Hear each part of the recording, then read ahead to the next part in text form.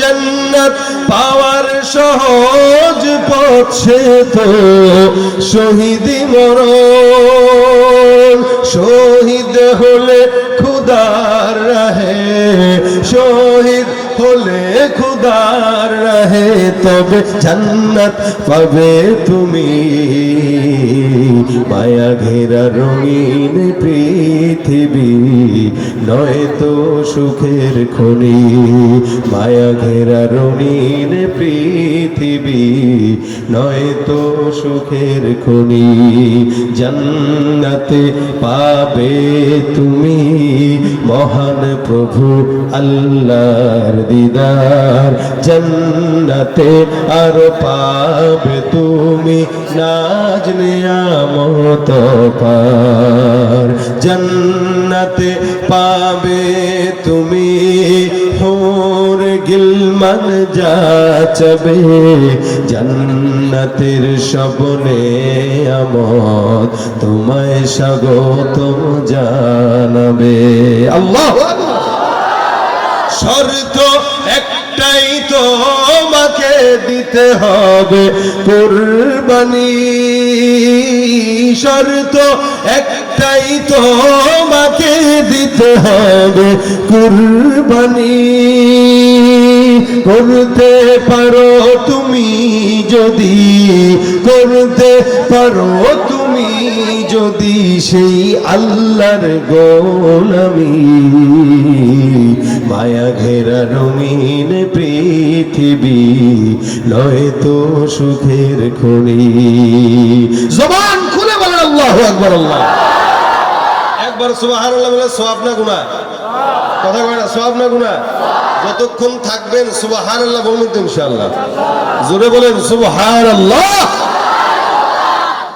ভাইরা আমার খুব বুঝবেন আল্লাহ পাক রব্বুল আলামিন হাবিব কিবরিয়ার মাধ্যমে জানায় দেয় কেউ যদি দুইটা জিনিসের হেফাজত করে রাসূল জান্নাতের গ্যারান্টি দেয় এক নাম্বার কিসের হেফাজত জোরে বলেন জবানের কিসের দুই নাম্বার কিসের লজ্জাস্থান নবী বলেন দুই জিনিসের হেফাজতের গ্যারান্টি দিয়া দাও আমি নবী জান্নাতের গ্যারান্টি দিলাম والذين هم عن اللغو معرضون জবানের হেফাজত রাখবে এই কারণে আল্লাহ পাক ওয়াইলুল লিকুল্লি হুমাযাতিল লুমাযা বলে দিয়েছেন যারা নাকি একে অপরকে পরনিন্দা করে প্রতিহিংসা করে গীবত করে শিকায়াত করে আমার আল্লাহ ডাক দিয়ে বলেন সবগুলোর জন্য আমি বললাম এদের ধ্বংস দুনিয়া এদের ধ্বংস আখিরাত তার মানে যারা পরনিন্দা করবে জবানের কোনো যাদের জবানের কোনো গ্যারান্টি নাই জবানের তাল নাই যেটা মন চায় সেটা বলে এই ভাই বুঝবেন যার জবানের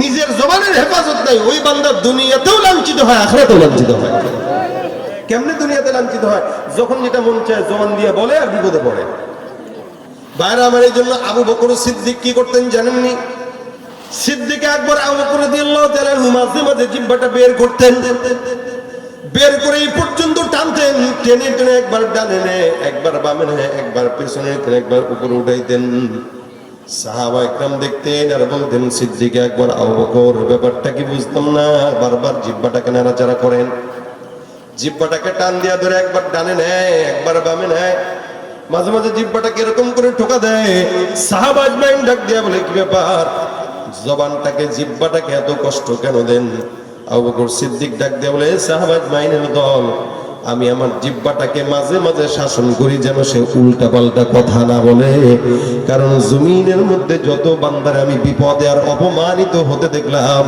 একমাত্র তার জবানের নিয়ন্ত্রণ না থাকার কারণেই দেখেছি এই জবানের হেফাজত যার নাই ওর দুনিয়াতে সম্মানও থাকে না আখিরাতেও থাকেই না দেখেন না একটা জবান দিয়ে খালি কথা বলছে একটা কথা আমাদের দেশের সরকার প্রধান একটা কথা বলে বিপদে পড়ে 40 মিনিটের মাথায় ভারত দিছে কি বলছে রাজাকার কি বলছে রাজাকার জবানের হেফাজত ছিল না চায়না থেকে আসছে উল্টা পাল্টা মেজাজ গরম নিয়ে মাইকের সামনে সাংবাদিকের সামনে খালি বলে দিয়েছে কারে দেব চাকরি রাজাকারদেরকে এই এক কথা জবানের হেফাজত ছিল না যার কারণে আল্লাহ কয় তোর জবানের হেফাজত নাই তোর পতন আর বেশি দিন বাকি নাই এক জবানের হেফাজত না থাকার কারণে এক কথা নিয়ে কেন্দ্র করে একদম 40 মিনিটের মাথায় ওপারের দাদার কাছে পাঠায় দিতে বাধ্য হয়েছে, ঠিক কিনা জানো?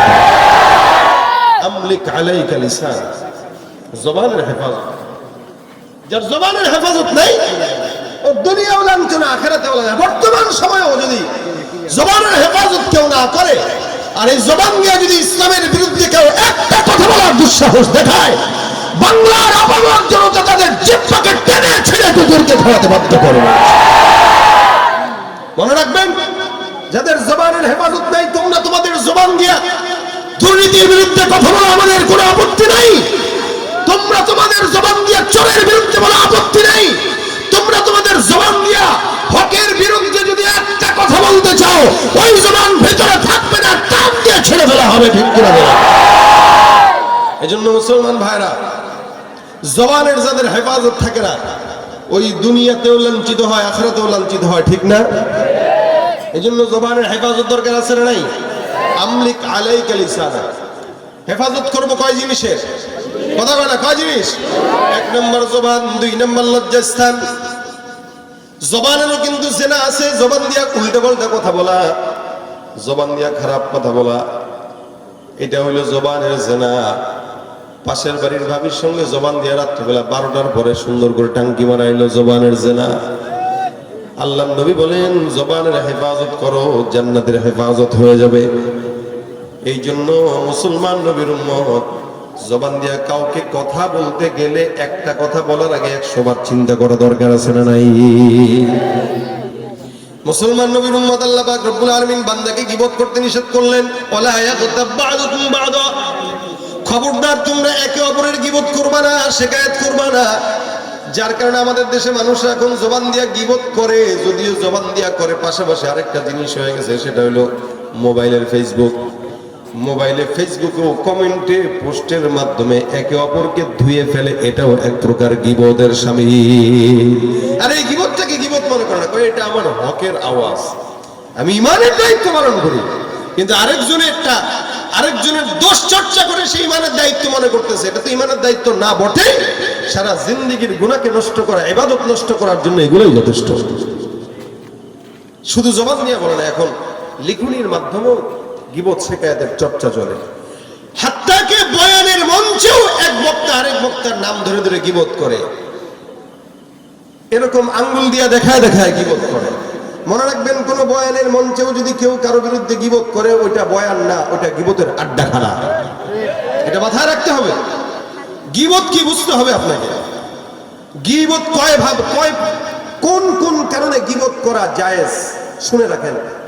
1 নম্বরে, কারো মাধ্যমে যদি দ্বীনের ক্ষতি হয়, ইসলামের ক্ষতি হয়, শরীয়তের ক্ষতি হয়, অর্থাৎ কেউ ইসলামকে বিকৃত করে প্রেজেন্ট করলো, এই ভণ্ডের ব্যাপারে আপনি মানুষেরকে স্পষ্ট সতর্ক করতে পারবেন, এটা গীবত নয়, এটা ইমানি দায়িত্ব। যেমন আমাদের দেশে কাদিয়ানি আছে, হিজবুত তাওহীদ আছে, হিজবুত তাহরীর আছে, অথবা এই টাইপের যত ভ্রান্ত আকীদাগুলো আছে, এদের বিরুদ্ধে প্রকাশ্যে মানুষকে জানায় দেওয়া ইমানি দায়িত্ব, কারণ এরা দ্বীনের ক্ষতি করে। 2 নম্বর, সামাজিক ক্ষতি যদি কেউ করে, অর্থাৎ সমাজে ইয়াবা প্রচার করে, ইয়াবার ব্যবসা করে, বাবার ব্যবসা করে, গাজার ব্যবসা করে, অথবা গুনাহের কাজ করে, চুরি করে, এই লোকের ব্যাপারে মানুষকে সতর্ক করা ইমানি দায়িত্ব। এটার সতর্ক করার কারণে যদি কেউ বলে গীবত করতেছেন না, এটা গীবত না, এটা ইমানি দায়িত্ব। এই 2 প্রকার বাদ দিয়ে যদি কেউ গীবত করে, তাহলে ওইটাই গীবত। কেউ কারো দোষ চর্চা করে, ওইটাই গীবত। এখন আপনি বলবেন, তাহলে আমি কি করব, তার ব্যাপারে বলবো না? না, আপনি বলবেন না। তা কি করবেন? আল্লাহ পাক বলেন, ইন্নামাল মুমিনুনা ইখওয়া, ইন্নামাল মুমিনুনা ইখওয়াতুন ফাসলিহু বাইনা আখাওয়াইকুম। একজন মুমিন একজন মুমিনের ভাই। কে বলেছেন? জোরে বলেন তো। আমি আপনার ভাই, আপনি আমার ভাই, মায়ের পেটের না হই, মুসলমান ভাই তো, মুমিন ভাই হিসেবে একজন মুমিন যদি ভুল করে, অন্যায় করে, বুঝে হোক না বুঝে হোক, আল্লাহ পাক বলেন ফাসলিহু বাইনা আখাওয়াইকুম, তুমি তোমাদের ভাইদের মাঝখান দিয়ে যে এটার একটা সমাধান করো, তাকে বুঝাও, তাকে আগে বুঝাও, কাছে ডেকে ডেকে বুঝাও, তাকে সংশোধনের নিয়তে বুঝাও। বুঝাইতে যে তার উপর জুলুম করবা না, সংশোধন করতে যে জুলুম করবা না। ওয়াত্তাকুল্লাহ, ওই তাকওয়া অর্জন করেই আল্লাহর ভয় রেখে তাকে বুঝাও।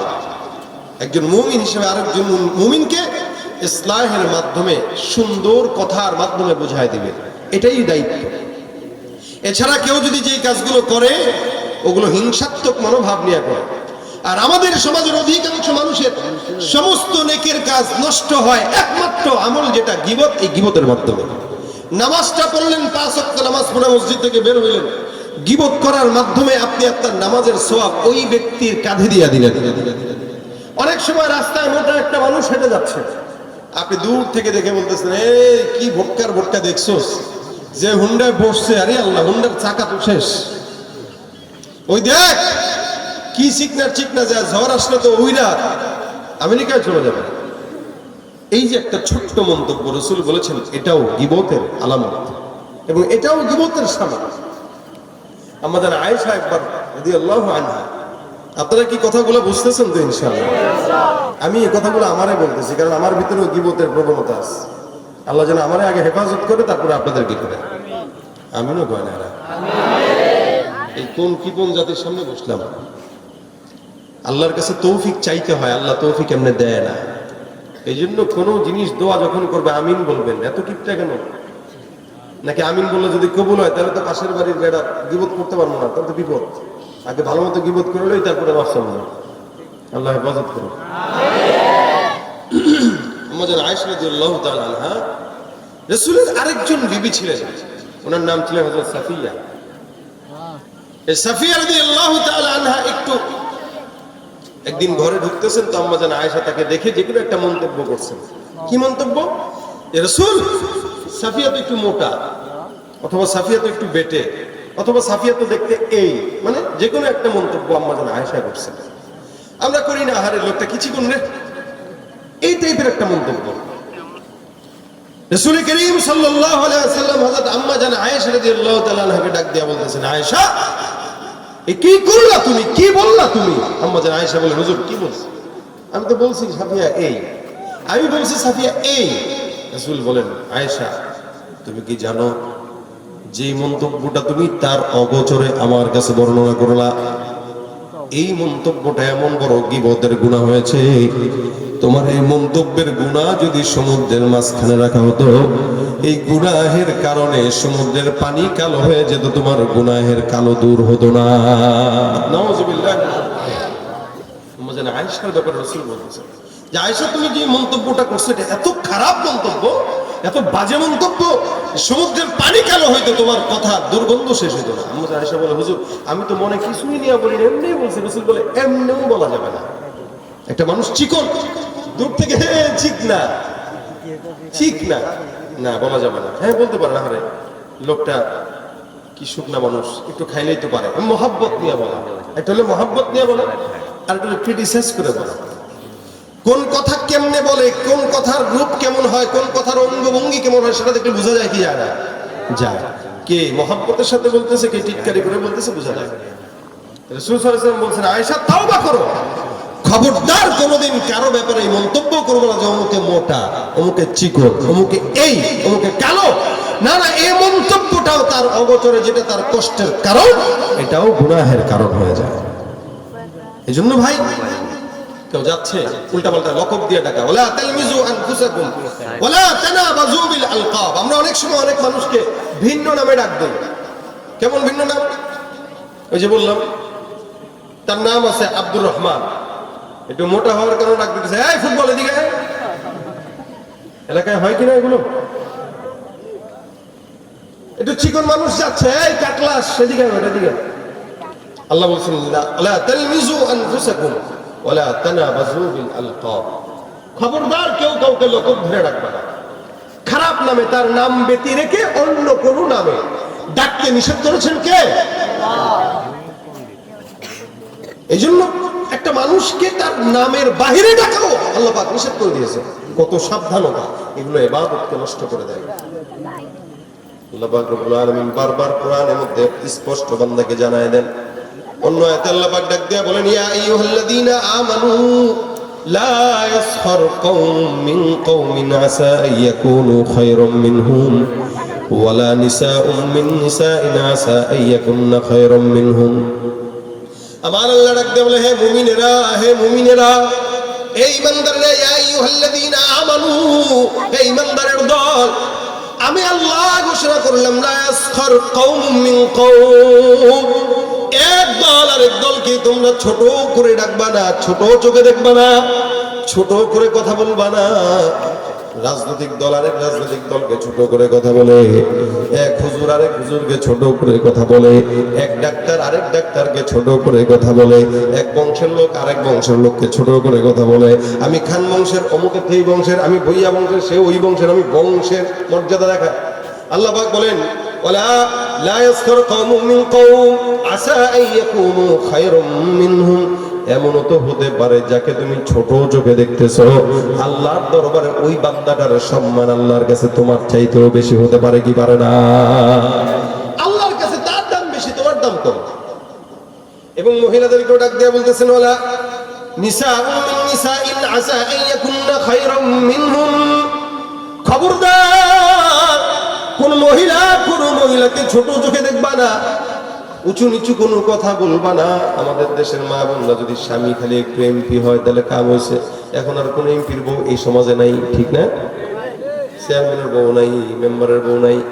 স্বামী যদি একটু খালি সমাজের মধ্যে প্রতাপশালী হয়, চিনো আমি কে, জামাইয়ের কি সম্মান, জামাইয়ের কি অহংকার, জামাইয়ের চেয়ে বউদের সম্মান আরো বেশি, অহংকার আরো বেশি থাকে। পা মাটিতে পড়ে না, এরকম হাল। এবং মহিলা এক মহিলাকে দেখতেই পারে, আমি ওই, সে ওই, আরে এই জন্য আল্লাহ বলেন, ওয়ালা নিসাউন মিন নিসা আসা আন ইয়াকুননা খায়রাম মিনহুম, কোন মহিলাও যেন কোন মহিলাকে ছোট চোখে না দেখে। কেন? হতে পারে আল্লাহর দরবারে ওই মহিলার সম্মান বেশি, কি বলেন ঠিক না? অনেক সময় আমরা আলেম হয়েছি, আমি আলেম হওয়ার কারণে আরেকজন সাধারণ মানুষকে যদি অবজ্ঞা করি, আপনি আলেম অসম্মান করছে, এমনও হইতে পারে ওই সাধারণ মানুষ আমার চাইতে আল্লাহর কাছে বেশি দামি হতে পারে। হতে পারে কি পারে না? আলেম হইলেই তো আর হয় না। রাসূল আলেমদের ব্যাপারে বলেছেন, জাহান্নামে যাবে সবার আগে আলেম। কোন আলেম? আন্নাহুম ইয়াকুলুনা মা লা ইয়াফআলুন, যারা বলে ঠিকই মানে না, বলে ঠিকই মানে না। বলে গেছে অনেক কথা আমার মতো, কিন্তু যাওয়ার পরে আমি যদি গীবত শুরু করি তাহলে আমারই আগে আল্লাহ পাক জাহান্নামে দিবেন। নাউযুবিল্লাহ, মাআযাল্লাহ। হেফাজত চাই আল্লাহর কাছে, আল্লাহ যেন আমাদেরকে হেফাজত করে, বলেন আমিন। এই জন্য আলেমকে দিয়া জাহান্নাম আগে ঢুকাইবে আল্লাহ। আর এলেম ছাড়া ইবাদত যেরকম নষ্ট, আমল ছাড়া এলেমও যেরকম নষ্ট। সুতরাং একজন আলেম যদি মনে করে সাধারণ মানুষ থেকে আমার সম্মান অনেক বেশি, ভুল। অনেক বড় একজন মুহাদ্দিস ছিলেন আব্দুল্লাহ ইবনে মুবারক রাহমাতুল্লাহ আলাইহি, বহুত বড় একজন আলেম দ্বীন আব্দুল্লাহ ইবনে মুবারক রাহমাতুল্লাহ আলাইহির জামানায় উনার পার্শ্ববর্তী একজন লোক ছিল সাধারণ কামার, যেই লোকটা লোহা দিয়ে এটা সেটা বানাইতো, দা বানাইতো, ছুরি বানাইতো, খুব বুঝবেন চমৎকার সুন্দর ঘটনা। আব্দুল্লাহ ইবনে মুবারক রাহমাতুল্লাহ আলাইহি ইন্তেকাল করলেন। ওই মুরব্বী ইন্তেকাল করলেন, যেই লোকটা কামার ছিল। হঠাৎ করে আব্দুল্লাহ ইবনে মুবারক রাহমাতুল্লাহ আলাইহি একজন খাদেম উনার ইন্তেকালের পর স্বপ্নের মধ্যে আব্দুল্লাহ ইবনে মুবারক রাহমাতুল্লাহ আলাইহিকে দেখলেন। স্বপ্নে এসে আব্দুল্লাহ ইবনে মুবারক রাহমাতুল্লাহ আলাইহি ডাক দিয়ে বলতেছেন, আল্লাহ পাক রব্বুল আলামিন আপনাকে কেমন রাখছেন? আব্দুল্লাহ ইবনে মুবারক বলে, আলহামদুলিল্লাহ, আমাকে আল্লাহ ভালো রাখছে, তবে আমার অবাক লাগে, আমি যেই দরজায় আছি আমার দরজার সমকক্ষ দরজায় আল্লাহ পাক ওই কামারটাকেও রেখে দিছে, বরং আমার জান্নাতের চাইতে তার জান্নাতের মধ্যে আল্লাহ পাক একটু কারুকার্য বেশি দিয়ে দিছে। সুবহানাল্লাহ। আব্দুল্লাহ ইবনে মুবারককে ওনার খাদেম স্বপ্ন দেখছেন, উনি বলতেছেন আমার জান্নাত তো দিছে, আল্লাহ পাক আমার সাথেও মুআমালা ভালো করছে, তার সাথেও মুআমালা ভালো করছে, তবে আমার চাইতে তার জান্নাতের ডেকোরেশনটা একটু ভালো, লাইটিংটা একটু সুন্দর। বেচারা লাভ দিয়া ঘুম থেকে জেগে গেছে, আরে কি আব্দুল্লাহ ইবনে মুবারক কোথায়, আর এই বান্দা কোথায়? ওই যে আমরা যে সাধারণ মানুষদেরকে ছোট করে দেখি, অনেক সময় মনে রাখবেন আপনি অনেক তাহাজ্জুদ করেন, আরেকজন পড়তে পারে না, কিন্তু আপনার তাহাজ্জুদ পড়া আর তার না পড়া সমান। কেন? আপনি পড়াও অহংকার দেখেন, আর সে পড়তে না পেরে আফসোস করে আল্লাহর কাছে চায় যে আল্লাহ আমার তৌফিক দিও। তা আল্লাহর কাছে ওই বান্দার আফসোসটার সম্মান বেশি হয়ে যায়। সুবহানাল্লাহ। তা আব্দুল্লাহ ইবনে মুবারক বলেন, আমার থেকে যার জান্নাতের ডেকোরেশন বেশি সুন্দর। লোকটা ঘুম থেকে উঠে জাগলো, কামারের বাড়িতে যা ডাক দিয়া বলতেছেন, দরজার মধ্যে টোকা দিয়ে বলে, ও ভাই ঘরের মধ্যে কেউ আসো। কামারের ঘরের ভিতর থেকে তার বিবি দরজা খোলার আওয়াজ দিয়ে বললো, হ্যাঁ আমি তার বিবি আছি। বলে, আপনার স্বামী এমন কোন আমল করতো বলেন তো আমাকে, যে আমলটা আমি একটু করতে চাই। বিবি ডাক দিয়া বলতেছে, ও ভাই আপনি কে? বলে, আমি আপনার স্বামীকে চিনি, কামারগিরি করতো, ওনার থেকে অনেক পণ্য আমি কিনেছি। তবে আপনার স্বামীর কোন গোপন আমল যদি থাকে আপনি আমাকে একটু বর্ণনা করেন, আমি শুনতে চাই। মহিলা ডাক দিয়া বলে, আমার স্বামীর কোনো আমল ছিল না, আমার স্বামী এমন কোন আমল করতো না যে আমলের কারণে আল্লাহ পাক তারে মাফ করে দিবেন। এই লোকটা ডাক দিয়া বলতেছে, হ্যাঁ হ্যাঁ, আপনার স্বামীর এমন একটা আমল আমি দেখলাম স্বপ্নের মধ্যে, যে আমলের কারণে আল্লাহ পাক তাকে জান্নাতের উচ্চ মাকাম দান করছে। আমি বুঝতে চাই, শুনতে চাই, ও আমলটা কি? আমি স্বপ্নের মধ্যে দেখলাম আব্দুল্লাহ ইবনে মুবারকও জান্নাতি, আপনার স্বামীও জান্নাতি। তবে আপনার স্বামীর জান্নাত আব্দুল্লাহ ইবনে মুবারকের জান্নাতের চাইতেও উন্নত মানের জান্নাত। বান্দেগানে খাস আল্লাহ মুলগুয়ুব দরজাহা জানে জাওয়াসিসুল কুলুব জেমি সরশবু হে পীরান শানিদি চেরাদার চাহে কেনানশ নদীদি। আল্লাহর কাছে ইবাদতের দাম যেমন বেশি, ইবাদত না করতে পেরে আফসোস করে যদি কেউ করে, করতে পারলাম না, ওটার দাম আরো বেশি। সুবহানাল্লাহ। মহিলা ডাক দিয়ে বলতেছে, আমি আমার স্বামীকে ইবাদত বন্দেগী তেমন করতে দেখি নাই। নামাজ পড়তে পারছো, রোজা রাখতো ঠিক, দান সৎকাও তার সামর্থ্য অনুযায়ী করতেন। তবে হ্যাঁ, ওই যে আব্দুল্লাহ ইবনে মুবারকের কথা বলছেন তো, বলে হ্যাঁ উনি হাফেজে কোরআন ছিলেন। আমি আমার স্বামীকে একটা আমল করতে দেখছি। বলে কি? বলে প্রতিদিন আব্দুল্লাহ ইবনে মুবারক তার ঘরের ছাদে যায় নামাজ বিছায়া নামাজে কোরআন খতম দিতেন। সুবহানাল্লাহ। নামাজে রাত্রিবেলা দাঁড়ায় কোরআন তেলাওয়াত করতেন। আমার স্বামী তো হাফেজে কোরআন ছিলেন না, যেহেতু ব্যবসা করতেন, সকালবেলা দোকানে যাওয়া লাগতো, রাত্রিবেলা জাগতে পারতেন না, রাত্রে ঘুমাইতেন, এশার নামাজ পড়ে ঘুমায় যেতেন, আর তাহাজ্জুদের সময় উঠতেন। কিন্তু সারা রাত আব্দুল্লাহ ইবনে মুবারকের মতো নামাজ পড়তে পারতেন না। কিন্তু দাঁড়ায় দাঁড়ায় খালি দরজার কিনারায় দাঁড়ায় দাঁড়ায় তার দিকে তাকাইতেন, আর চোখ দিয়ে গোল গোল পানি পড়তার মতো, আহ আহ, আমি যদি তার মতো নামাজে দাঁড়ায় তেলাওয়াতে খতম দিতে পারতাম। সুবহানাল্লাহ। আমার স্বামী প্রতিনিয়ত দরজার কিনারায় দাঁড়ায় দাঁড়ায় এই আফসোস করতো, মরণের আগের দিন পর্যন্ত প্রতিদিন আমার স্বামীকে আমি তাকায় তাকায় দেখতাম, আরে আব্দুল্লাহ ইবনে মুবারকের মতো যদি আমি হাফেজে কোরআন হইতাম আর দাঁড়ায় দাঁড়ায় নামাজে তেলাওয়াত খতম দিতে পারতাম, খতমে তেলাওয়াত করতে পারতাম, তাহলে কি না ভালো হইতো। এবার আব্দুল্লাহ ইবনে মুবারক রাহমাতুল্লাহ আলাইহি খাদিম ডাক দিয়ে বলতেছে, হ্যাঁ আমি বুঝেছি, আপনার স্বামী আফসোস করার কারণে আল্লাহ পাক আব্দুল্লাহ ইবনে মুবারকের চাইতেও সম্মানের জায়গা তাকে দান করে দিয়েছেন। সুবহানাল্লাহ। কখনো কোনো বান্দা আমল করে জান্নাতে যায়, আর কখনো কেউ আমল না করে আফসোস করে জান্নাতে চলে যায়। সুবহানাল্লাহ।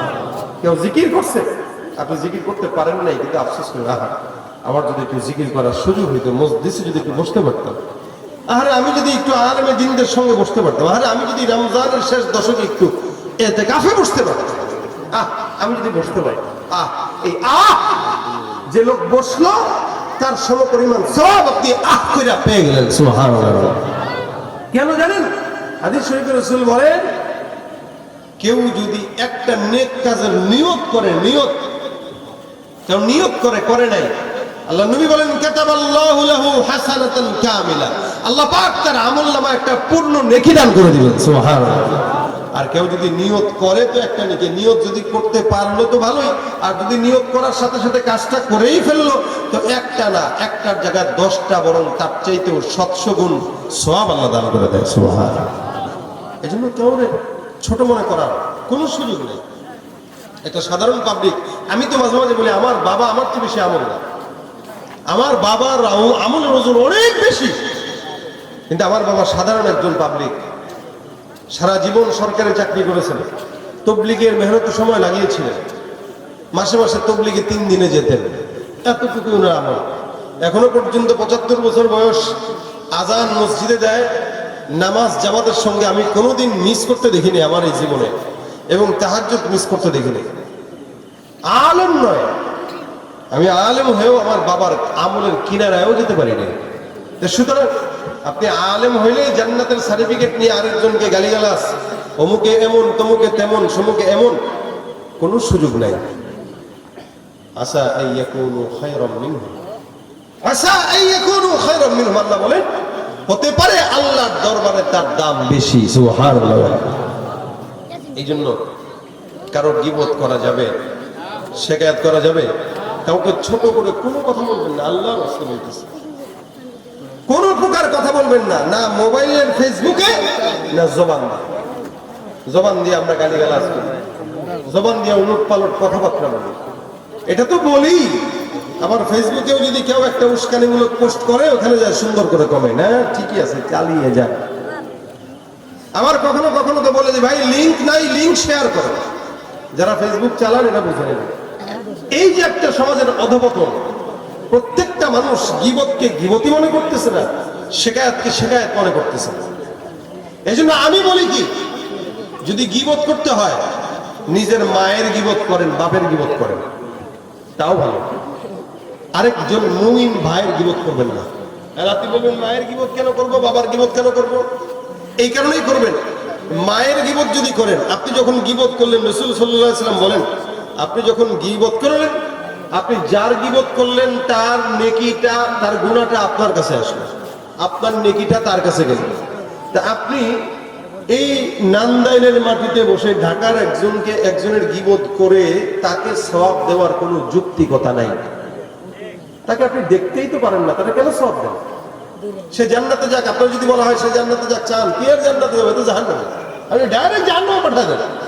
কিন্তু নিজের অগোচরে আপনি তাকে জান্নাতে যাওয়ার রাস্তা খুঁজে দিয়ে সহজ করে দিচ্ছেন, আপনার নিজেরও হুঁশ নেই। এই জন্য মুসলমান ভাইয়ের গীবত না করেন, নিজের মায়ের গীবত করেন, বাপের গীবত করেন। অন্তত আপনার নেকি আপনার মায়ের কাছে যাবে, বাপের কাছে যাবে। ঘরের নেকি ঘরেই থাকলো, আপনার মা বাবা জান্নাতে গেল। কথাটা বুঝেন না আপনারা? আপনি যখন আপনার মায়ের গীবত করবেন, আপনার নেকিটা আপনার মায়ের কাছে যাবে। আপনার বাবার গীবত করবেন, আপনার নেকিটা আপনার বাবার কাঁধে যাবে। আপনার নেকি যখন আপনার বাবার কাঁধে যাবে, আপনার নেকি আপনার মায়ের কাঁধে যাবে। আপনার নেকি নিয়ে অন্তত আপনার মা জান্নাতি হবে, আপনার বাবা জান্নাতি হবে। আরেকজনকে জান্নাতে না পাঠায় নিজের মা বাবাকে জান্নাতে পাঠানো ফিল করে। কিন্তু যদি মার গীবত করা হয় ও সহ্য করে না, বাবাকে গালি দেওয়া হয় সহ্য করে না। কিন্তু আরেক ভাইয়ের ব্যাপারে ইচ্ছা মতো মন্তব্য, যা মন চাইতেছে মুখ দিয়ে আসতেছে আর বলতেছে। এই জন্য গীবত, শিকায়াত, পরনিন্দা, প্রতিহিংসামূলক কত কথাবার্তা বলা যাবে? জবানের হেফাজত করবেন তো ইনশাআল্লাহ। গীবত যদি কেউ করলো, সে গোস্ত খাইল। কার গোস্ত বলেন তো? হ্যাঁ, মৃত ভাইয়ের গোস্ত। গোস্ত খাইতে মজা আছে কিনা? কথা বলে না, মজা আছে? গরুর গোস্ত মজা লাগে না? খাসির গোস্ত মজা লাগে না? ঠিক গীবত করতেও মজা লাগে। দেখবেন এক মজমায় যদি 10 জন বসে, একজন খালি শুরু করে দিলেই হলো, বাকিগুলা ঘি ঢালে খালি। মজা মজা। আর ওখানে যায় যদি কেউ বলে ভাই গীবত বন্ধ করেন, আইসে দর বেশি করতে আসছে বলেন। এই জন্য 10 জন যদি মিলে বসে, আপনি যদি সেই মজলিসে থাকেন, কেউ যদি গীবত করে, আপনি আল্লাহকে হাজির নাজির দেখে আল্লাহকে সন্তুষ্ট করার জন্য বলবেন ভাই গীবত করেন না, শিকায়াত করেন না, নিজে দয়া করে নিজের ভুলগুলো নিয়ে সমালোচনা করেন, আত্মসমালোচনা করেন, আরেকজনের সমালোচনা করেন। কি জামানা চলে আসলো, ছোট ছোট হেদায়েতুল্লাহ করে, কাফিয়া করে, নাহমির পড়া ছাত্ররা ওস্তাদের ওস্তাদকে নিয়ে পর্যন্ত কথা বলতে দ্বিধা করে না। বাস ঈমানের দাবি। এগুলো কে শিখাইলো আমাদের? আল্লাহ হেফাজত করে বলেন আমিন। রাসূল করিম সাল্লাল্লাহু আলাইহি ওয়াসাল্লাম একবার, রাসূল সাল্লাল্লাহু আলাইহি ওয়াসাল্লাম একবার, উনার জামানার ঘটনা, 2 জন মহিলা এক জায়গায় বসে রমজান মাসে রোজা রাখছে। তো হঠাৎ করে 2 জনের পানির পিপাসা লাগছে। পানির পিপাসা লেগে 2 জন অস্থির হয়ে জমিনে পড়ে যাচ্ছে। হালতটা এরকম যে এরা মৃত্যুবরণ করতে বাকি শুধু। সাহাবী কয়েকজন গেলেন সামনে, মেয়ে 2টার সামনে, মহিলা 2টার সামনে যায় বলতেছে কি খবর? বলে পানি দাও, আমরা রোজাদার বান্দা, পিপাসার কারণে জমিনের মধ্যে বেহুশ হয়ে পড়ে গেলাম, পানি ছাড়া বাঁচবো না। পয়গম্বরের কাছে নেওয়া হলো। রাসূল ডাক দিয়ে বলেন, এ সাহাবায়ে গ্রামের দল, মহিলা দুইজনকে আমি রাসূলের সামনে নিয়ে আসো। আল্লাহ রাসূল সাল্লাল্লাহু আলাইহি ওয়াসাল্লাম হাজির করলেন তাদেরকে আদেশ দিয়া।